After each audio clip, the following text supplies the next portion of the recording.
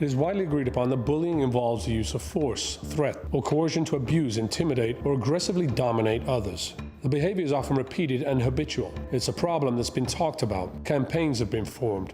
Organizations across the country are combating this epidemic. Children and teachers are creating awareness in almost every city. People are being compelled to take notice. So why is bullying more prevalent today than ever?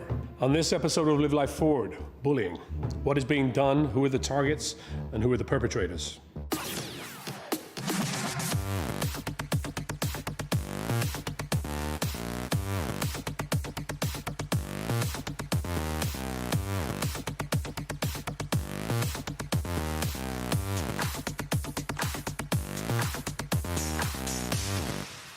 Here at the Seattle Children's Research Institute, one woman is leading the charge on bullying. That for a long time, bullying was considered kind of a rite of passage. But what we know now from some of the research studies is that bullying is an event that is associated with significant health issues and even brain changes in cases of chronic bullying.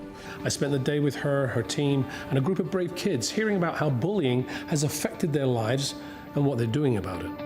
We begin with a special panel of experts. A researcher, an educator, and a mother of 3 teens. But first, we want to hear from an educational expert at state level. Here's what he had to say. The most important, the most powerful protective factor you have to make sure your kids are safe online is talk to them. Have conversations. Then the other part of that is listen to them. Listen to what they're telling you, and then build that whole conversation around what are we all doing together to stay safe. Keep our kids safe. So talking with the kids, talking with the adults, with the teachers, messages home to families, understanding what it is we're talking about, what it is we're doing, how you can help, how we can help you, how we can all support each other. It's got to be the larger community of everybody involved with that kid's life. Ladies, thank you for joining us and being here today. I want to get right to it. Nikita, I'm going to start with you because you're a researcher. Yes. What's the research show about this situation today? We know that bullying is associated with short-term and long-term consequences for both the person that's being bullied as well as the perpetrators. And so some of those consequences can be anxiety, depression, an increase in alcohol and substance use, lower grades, as well as just skipping school altogether. Holly, you're an educator. How does the schools deal with the research that comes from what Nikita's just been talking about? Real life bullying and online bullying aren't that different. It's really about behavior. It's not about the method where it's happening. So we really want to talk about behavior, but when it comes to the cyber part of it, we use technology for a lot of things. And so anytime we're working on a project that involves technology of any kind, there's a behavioral element to that we want to incorporate into the teaching. Like, well, how are we going to use this tool to communicate effectively? We talk a lot about the fact that once you have a screen in front of you and you're interacting in a digital format, you lose face-to-face conversation. You can't see someone's facial expressions. You can't hear the tone of their voice. You can't see if they're smiling when they're talking. You have to interpret what they're saying in a very different way when it's text only or when it's through some digital medium. So there's lots of opportunities in the work we do as educators that give us a chance to talk about what's the behavior that we want to see in this space so that we give kids the tools to practice. What I like to talk to kids about is that whole idea of when you're in a group and you're in a situation where you're witnessing something, what is it about the group dynamics that make it okay for you to stand up and say something, or what might prevent you from speaking up yourself in that situation? What I like to do in lessons is to give them like role play exercises. Let's look at a situation and let's look at all of the different players in this situation. Well, what would we do at each step along the way to stop this from happening? Shannon, you have 3 teenagers. I do. God bless you. How do you react in this environment? There's a certain trust you have to have with your children. I mean, children do keep things to themselves. How do you deal with that as a parent? I think that the family values that we instill and start talking to our kids about when they're really young have a huge impact on how they're going to want to present themselves in an online situation, whether that's through text or social media. I also feel like having set times in the house where there is no phone. We have no phones at the dinner table. Phones are put away at a certain time. I do feel that being able to help your child have some adults in their life outside of their family that they feel like they can talk to is a huge benefit in a situation like that. It's not always fun to go to your mom if you have something that you are unsure of how to handle, but maybe being able to go to your teacher or maybe being able to go to your school counselor is a benefit for sure. I'm curious because a lot of the time I think bullies are being bullied themselves. I think that's part of the reason this happens. You're nodding your head. As a researcher, is that something that you find? Yeah, I think it's important for us to acknowledge that a lot of the kids who are bullies have been victims of bullying themselves. And so I think it's important in order to try to solve this issue, we not only just focus on just the bully themselves, but just the community as a whole. We need to be creating social norms that make it so that bullying is not okay in these spaces. So instead of just, focusing specifically on the one child that's being the bully or the victim, we need to create a community where this is just not allowed. Ladies, thank you for joining me. And that was a lot of useful information. Thank you very much. Thanks for having us. Thanks for having us. Thank you. Coming up, bullying and the effects it has on today's kids. My advice for the bullies would be to think about what you say or post before you actually do it, because the words that you have or the words that you say can impact somebody in a far different direction than you could have thought of. Ranked 5th in the nation by U.S. News and World Report, Seattle Children's provides hope, care, and cures to help every child live the healthiest and most fulfilling life possible. Delivering superior patient care to children every day, they specialize in meeting the unique physical, emotional, and developmental needs of children. Seattle Children's Research Institute, conducting pioneer research to improve the lives of children everywhere.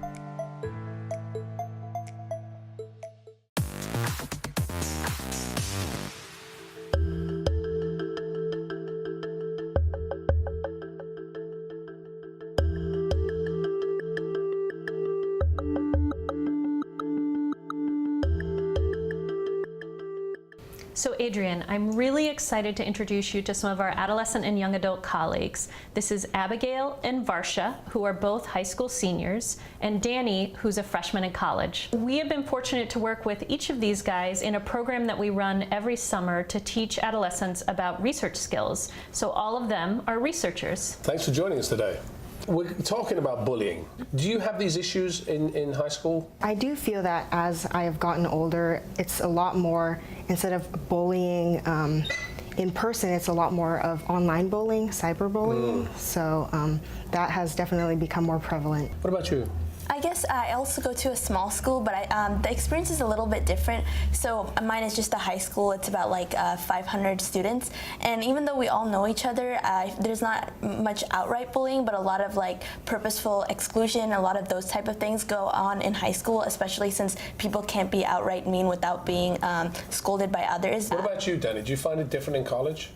I believe that most of it isn't one-on-one contact. It's usually just a general post towards a certain group, whether it be towards a certain religion or a certain club or ethnic group or someone's sexuality or sexuality in general. Usually it's more of a group attack rather than one-on-one. What do you think the solution to it is? I mean, is it the kids that should get involved? Is it the parents? I mean, is it a collaboration between everybody? What do you think the solution to it is? Our school does a lot of programs to really foster the school community just so people don't feel left out. We have a specific program for freshmen, so as they're coming in, they're are sure to make friends. They won't just come in alone, not knowing anybody. We kind of have through the year socials for them, and also we have a Safe School Ambassador program at our school, so that's been really helpful just so there's some students who know specifically how to work around those situations where people are being bullied, even if it's not outright. They know how to include those people and how to make them not feel left out, and that's been pretty successful at our school. How close are you to your parents? Because a lot of the time the issue is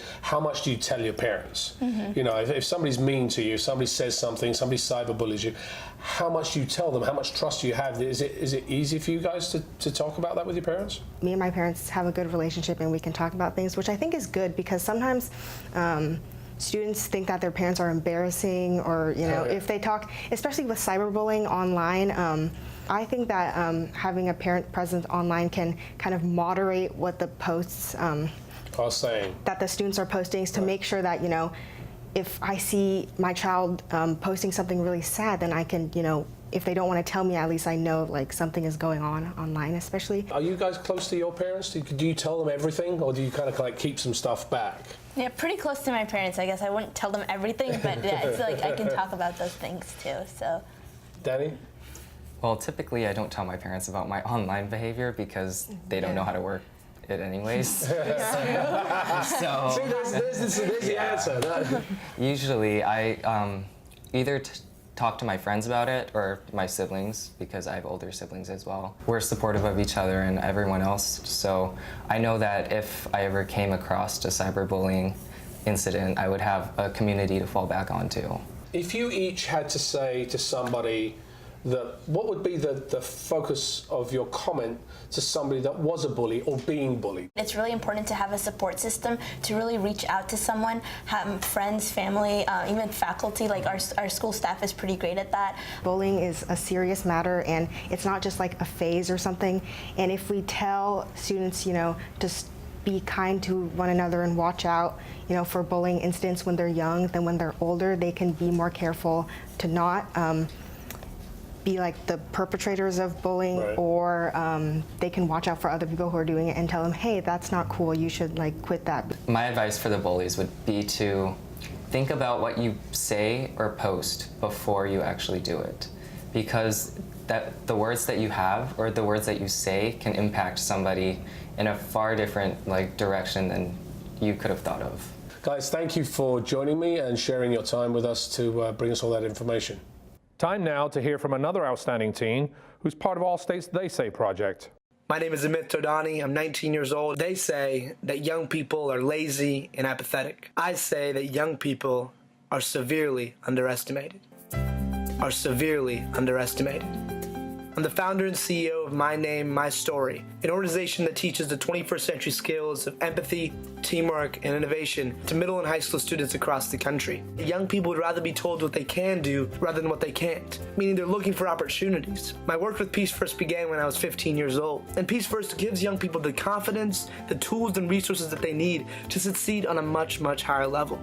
My advice for any young person out there looking to do something is take what you're passionate in and run with it, and use that to help other people in your community. We're able to derive such incredible happiness and joy and passion from giving to others. It is truly, truly contagious. So join us.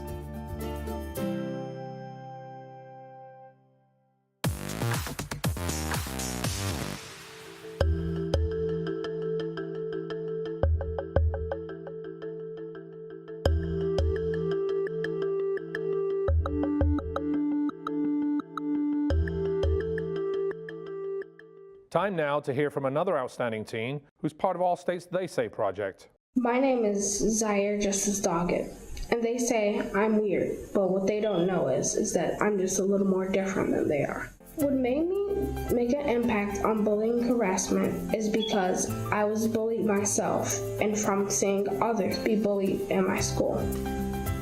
I'm helping giving back by putting positive slogans on t-shirts and handing them out to adults and children. I think the biggest misperception of our youth is when people think that we can't get off our phones and make a change. We can go out and help others and talk to others, like I do.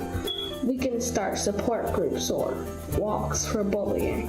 We can try to be more upstanders than bystanders and watching people get hurt. Be an upstander, people. Do right. Do good.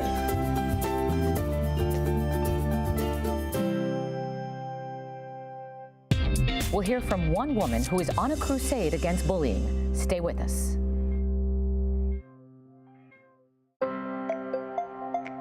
Ranked 5th in the nation by U.S. News and World Report, Seattle Children's provides hope, care, and cures to help every child live the healthiest and most fulfilling life possible. Delivering superior patient care to children every day, they specialize in meeting the unique physical, emotional, and developmental needs of children. Seattle Children's Research Institute, conducting pioneer research to improve the lives of children everywhere.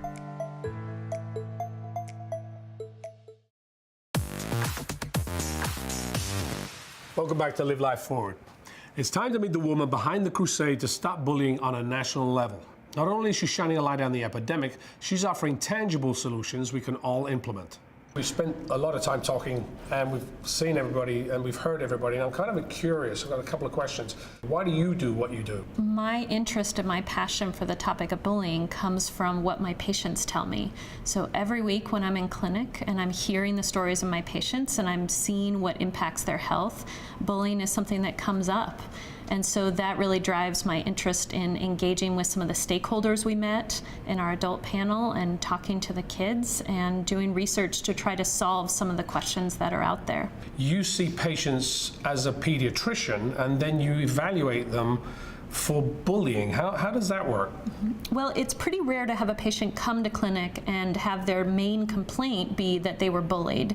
But often what we see is patients come to us with concerns like abdominal pain, headaches, trouble sleeping, their depression's getting worse or their anxiety is getting worse. And what we're thinking about is what contributed to that. And in many cases, bullying was a contributor to that physical or mental health problem. So do you deal with them on a physical level or a mental problem at that point? Both. We deal with them on a wellness level of what are the things that are impacting their health. When I was a kid, a lot of the time, bullying was kind of part of grow up and, pull your socks up and do everything. But I think that's changed now. I mean, is it different then? Has there been an advance as to how we deal with bullying today? I think you're right. I think that for a long time, bullying was considered kind of a rite of passage. But what we know now from some of the research studies is that bullying is an event that is associated with significant health issues and even brain changes in cases of chronic bullying. What do you think it stems from?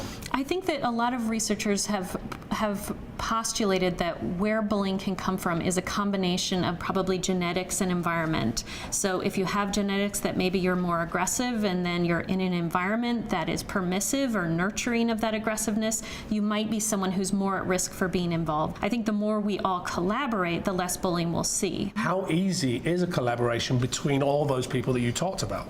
I think that's an advance that's a little more recent, because I think in the past what we saw is that there was a group of education researchers who were really skilled in this area, but most of their research was only known to themselves, and they were only working with themselves. And then you'd have a group of psychologists and a group of pediatricians. But what we see now is that people are starting to break down some of those boundaries and collaborate with each other to understand what each of them has to offer. Do you think the parents and the friends of kids have a lot to say in this issue? Oh, definitely. I think the more that we can include them as stakeholders in thinking about the problem as well as the solution, the more likely we're going to come up with solutions that work. How do you think you would actually deal with a kid that, okay, kid's been bullied.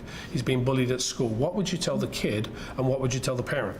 A lot of what we talk about in our clinic when we see kids who have been bullied is asking who else is involved and making sure that they've involved the people that are best able to help them. So we want to make sure that they've involved folks at school, they've involved their healthcare providers, they've involved their parents and the people in their family, because we know the more networked a child is, the better able they're going to be able to address bullying. There's another issue, which is the trust between parent and child and friends to actually be able to open up to say, hey, listen, somebody's is doing something to me that I really don't want them to do. How do we deal with that problem? I think you're absolutely right. And I think one of the things that gives me optimism is that research has shown if you can get a kid to interact with just one person about their experience with bullying, they're more likely to be resilient and to do better with that situation. So it just takes that one person that they interact with who's willing to listen and support them. And that could be a parent, a teacher, a friend's parent. It could be anybody, whether you're a Boy Scout leader or a piano teacher